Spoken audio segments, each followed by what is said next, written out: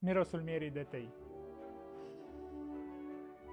Cum s-a transformat mierea dintr-un dar al naturii într-un simplu produs de la supermarket. O pictură din Spania care datează de 8000 de ani înfățișează un om care culege miere de albine, aceasta fiind prima datare a mierii. În Egiptul antic, mierea era considerată sacră, era o ofrandă pentru zei, un leac pentru răni și un simbol al renașterii. În Grecia îi se spunea ambrozie, rana zeilor, iar în Orient și medicina tradițională chineză era folosită pentru echilibru și vindecare. Timp de milenii, mierea a fost aurul lichid al umanității, un simbol al vieții, purificării și a nemuririi. Dar vremurile s-au schimbat, iar industrializarea a transformat mierea într-un produs.